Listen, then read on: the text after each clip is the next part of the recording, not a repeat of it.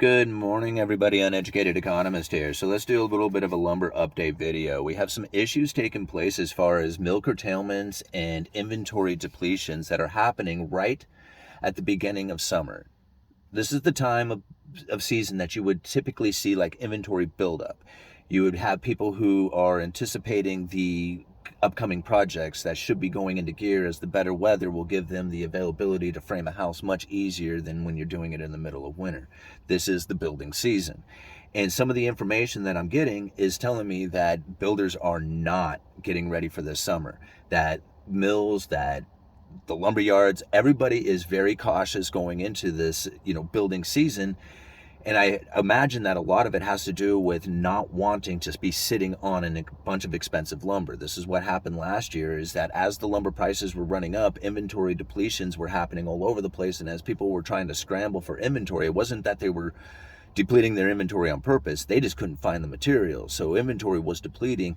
Mills were going into production, prices were going through the roof, and everybody was scrambling for as much inventory as they could possibly get their hands on. Well, then when everybody got loaded up with wood, boom, the prices dropped and everybody was just bleeding profits because they were in competition with everybody else. Even our lumber yard was selling plywood dramatically lower than what we had paid for it in order to get the new inventory in to have a profitable competitive price. It happened to a lot of mills. We weren't the only one. Now, what is happening right now is very similar in fashion, except that it didn't take place from okay, we're gonna have to take this back a little ways, because really the issue started long before COVID kicked in. All throughout 2019, we were having inventory depletions, we were having mill curtailments, mill shutdowns. I did a video towards the end of 2019. In fact, I'll go and find a link for it. I'll put it down in the description of this video, where mills were announcing over 1 billion square feet of OSB was going to get pulled from the market. Now, this is the oriented strand board. It's the cheapest sheathing that is possible out there for framing a new house. So if you're not familiar with sheathing, when you're framing a house, you got the skeleton. That's like the 2x4s, the 2x6s. And then you got the sheathing that goes on the outside. It's the skin before all the doors, window siding, stuff like that goes in. So this OSB, oriented strand board, it's the cheaper version because it's a bunch of little chips of wood that have been glued together. Now, typically it's considered an inferior product to plywood, but because of the inventory depletions and mill curtailments and shutdowns of this particular product, it caused the price of plywood to go through the roof. So now the price of plywood was increasing, COVID kicks in, and bang, all of a sudden now we have major inventory depletions, major, curtailments taking place because nobody's going to work because everybody's afraid of getting sick. Then a storm hits, knocks out the chemical factory that makes a glue that is a major component to making OSB. So there was even more production issues taking place during this time. Plywood went through the roof. This is one of the reasons why you saw plywood go from the half-inch CDX, which typically would sell for around $20 a sheet, anywhere from $15 to $20, ran all the way up to $80 a sheet. I heard some people were paying over $100 a sheet for this plywood. The availability was just not there because of this OSB. Now, let's fast forward a little bit to what's going on right now, because we have future prices on lumber dropping during a time when you would think that they would be increasing. Right? We're going into the building season. This is when people would want to be starting to stack up inventory, getting ready for the new buildings, right, that are going to be going in. But builders' confidence is down. We learned this a couple of weeks ago. Now, what's happening at the mills is very interesting, because what you have is over in the Western SPF, mill production is out until mid-June in most cases, with the exception of 2x6. One large producer announced the continuation of their March curtailments in addition, and added additional reductions that will result in incremental impact of 275 million board feet by the end of August. You hear that? Right in the middle of the building season, they have curtailments taking place where they're going to pull 275 million board feet off the market. The chances of you getting cheaper lumber really falls when this is taking place. That's why I'm saying get your lumber by July. Right? I mean, I can't predict the future. A lot of people watch my channel because I was very accurate on calling out a lot of the lumber futures prices, a lot of the things that were taking place because of some of the things that I saw ahead of time before it gets into the news. I mean, it has to happen before the news can report on it. I saw inventory depletions taking place in the pressure treated market, and this is a very sensitive market. You think about it, they have first access to the mills, and we have like a high turnover rate of pressure treated, so you're ordering it twice a week. So it's a very sensitive market. So when I saw 4x4s depleted and I couldn't order any, I knew there was something happening there. I'm talking about like, the previous lumber shortage that took place in 2020. So right now I'm under the impression that sometime after July, we are going to be sitting in some very tight inventory and probably some significant price increases.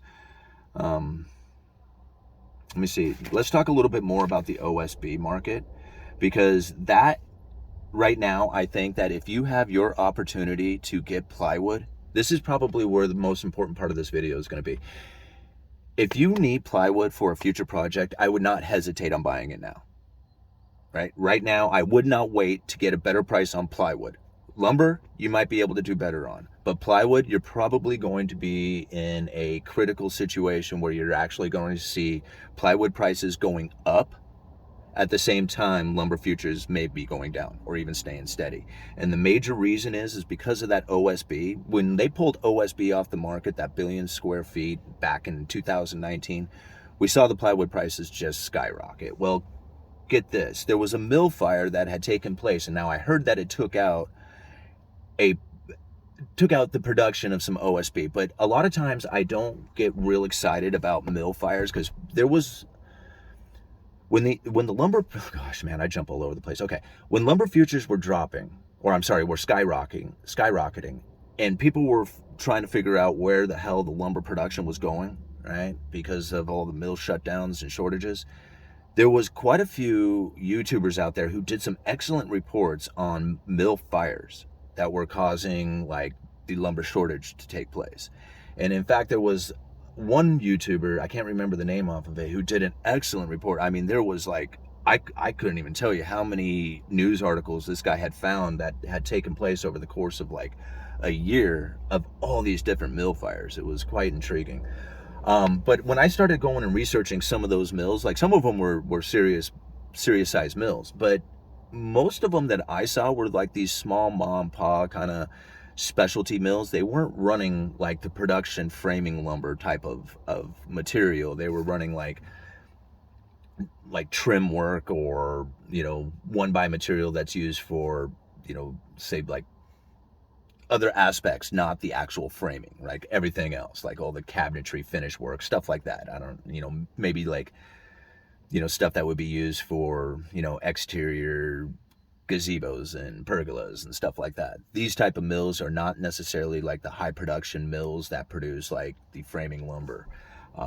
So anyway, there's kind of a difference in the type of mills that are out there. A lot of people say, well, I'm just going buy myself a mill and just mill up my own lumber, which you can do. The only problem with milling up your own lumber is that when you go to use it to build a house, you have to have it inspected and graded in order to qualify for the framing material to build a house. So just because you milled it up yourself doesn't mean you get to use it to build a house. I mean, you can build a house all you want, but it may not pass inspection and get the permit of occupancy and all the other crap that goes with it. But anyway, let's go back to the OSB market, because this is something that happened, and I heard about this mill fire that took place at this OSB market, and I found a link to an article talking about it. Now, I honestly just figured, okay, well, mill fire, whatever, they'll be back up in production again in no time. But OSB activity was lethargic this week, this in spite of news that a major mill will be down for an indefinite period of time due to a press fire. Boom, guys. Your plywood is not going to get any cheaper while the lumber prices drop. So I am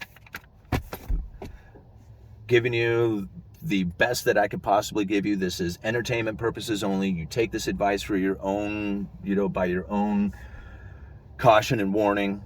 Do your own research. But with the information that I have, I will not think that plywood prices will be coming down. Not in the near future, or not significantly. Not with the OSB being pulled off like it is. All right, uneducated economist, you guys let me know.